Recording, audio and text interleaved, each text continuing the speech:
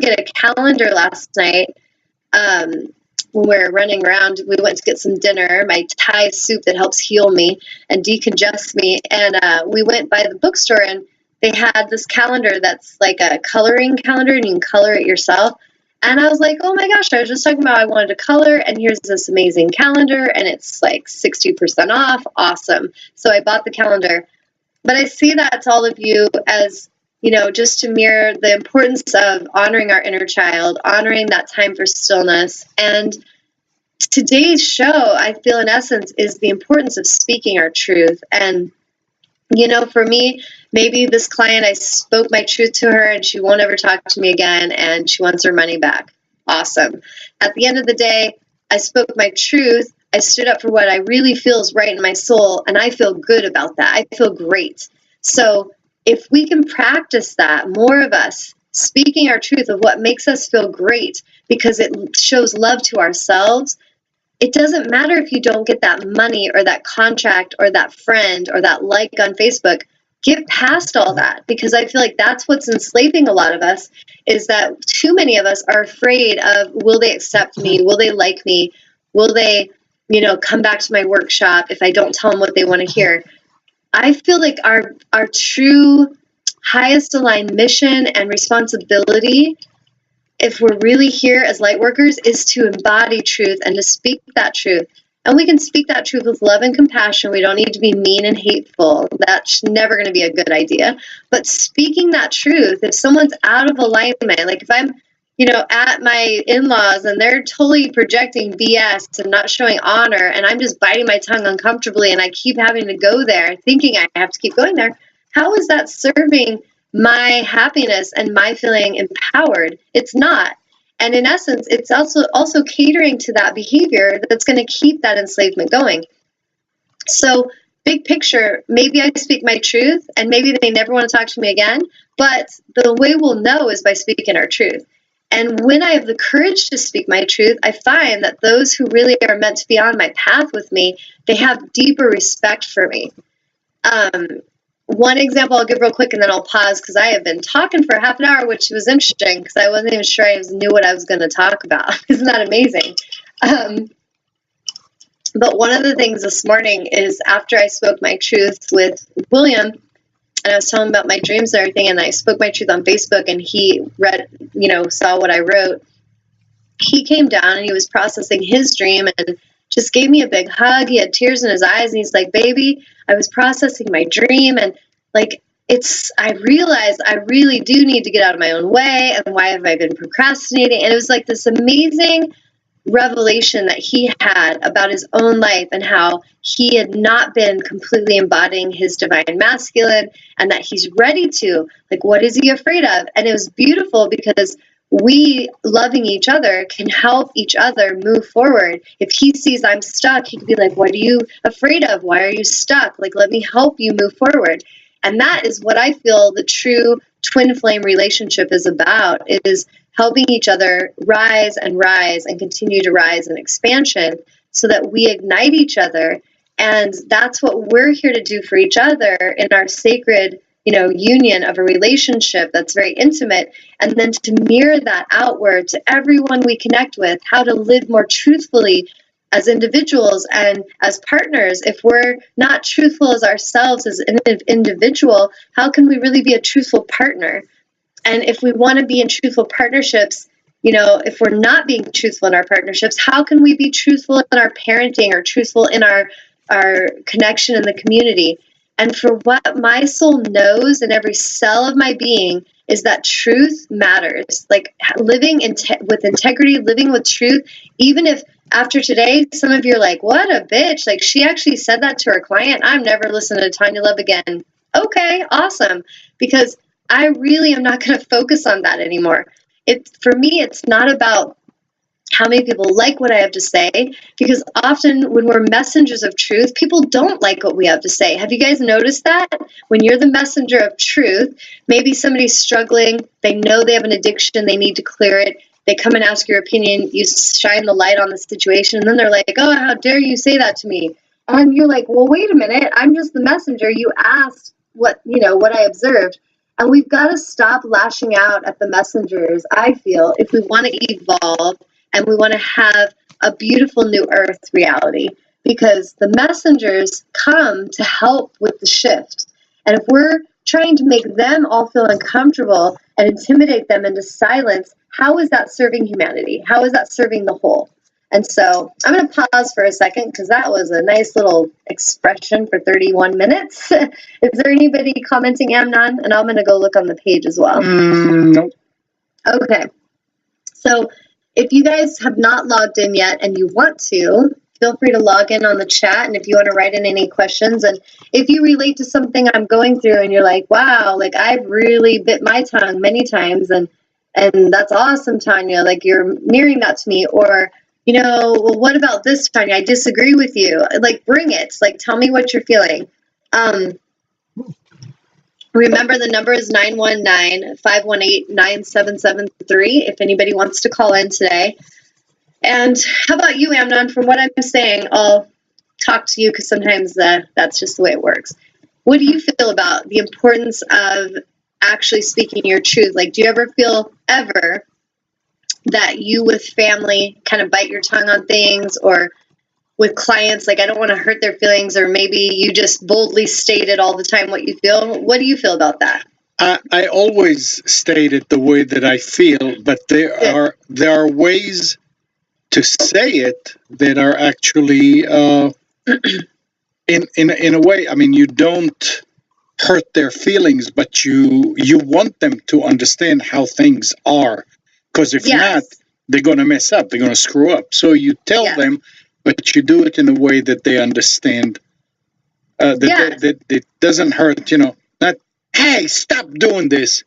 Yeah. There's a way to say, hey, you shouldn't do that because da da da da da da. Yes. Yeah, and I feel like that's true. Like the most powerful way we deliver the most powerful way a messenger will reach those who need the message is how it's delivered. And it is true, if we're very hateful and judgmental in how we're expressing, that's not going to really be very well received on the other side. But even I've noticed that even if we're really compassionate and loving with our messages of truth, at times people get uncomfortable with that, and it's okay. Let them go and feel that discomfort, because what it is you're kind of like poking at something that they don't want to see. And if you can help them to like just realize there's something there that's creating discomfort, it can help them to tune into it, to shift it, and to clear it. Mm-hmm. But if none of us have the courage to actually say anything, then they're just going to run around as I think like a toddler having a tantrum is really a child mirroring to us. They're out of control. They've lost their alignment, and they're kind of calling out for help to find the boundary again. And if we just keep giving them whatever they're throwing a tantrum for, I feel like, I've observed this with little toddlers all the way up to grown adults who have been treated this way. It really creates monsters, and they're miserable. They're not comfortable, and they usually create a lot of tension and chaos in their family lives as well. So just something to contemplate. Yep. Anybody else writing in before I read a card to everyone? No, you go right ahead. Okay. All right, so today I drew a card from my Liquid Crystal Oracle, which is perfect for today's show, which is all about speaking our truth, living our truth. And it's Lapis Lazuli, and it's the card of realization. And this is what I have, a lapis that's in the shape of a heart, which I think is so perfect because lapis is all about expressing our truth, throat chakra, and inner vision crystal. But I love that it's in the shape of a heart because as I was meditating with it today, I just was really contemplating how the symbol of the heart, like it's all about our heart. It's all about being true and living our heart's truth and expressing from the heart. And when we're expressing, when I get back into like the egoic identification, like where we're in me, and it's just like fearful, frantic, egoic mind, we're in our mind, we will project and we will lash out at people with very little reverence for what they're going through because we're in that kind of fearful, frantic, egoic identification mind. And that's what we do there. It's this really insane place. And many of us as humans visited there, and maybe some of you are still vacating there. But we also have the opportunity to leave the mind space of ego identification and go into the heart. And that is a choice. And I feel like every moment when we're truthful, we know we have choice. But many of us, when we're playing victims, egoic energy loves to play victim and aggressor. It loves to go from, oh, poor me, everyone's against me, to, oh, I'm gonna lash out at all of you, and I'm gonna punish you, and then, oh, poor me. And it loves to play back and forth between the bipolarness of that creation. But when we can pull out of that and go into the heart, and we come from the heart and we start to express our truth from the heart, it's going to come from a higher place of truth.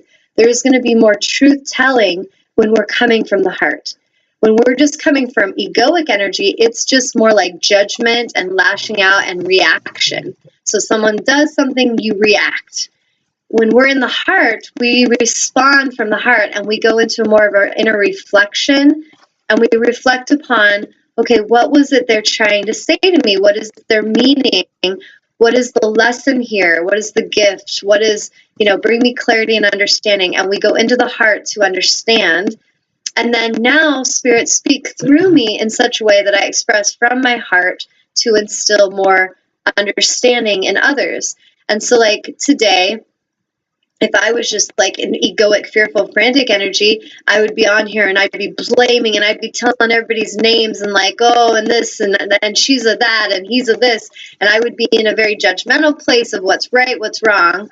But when I'm in the place of heart, I will still have gone through the experience, but I'm coming from a place of how may I express my experience to all of you in such a way that ignites greater awareness for the whole.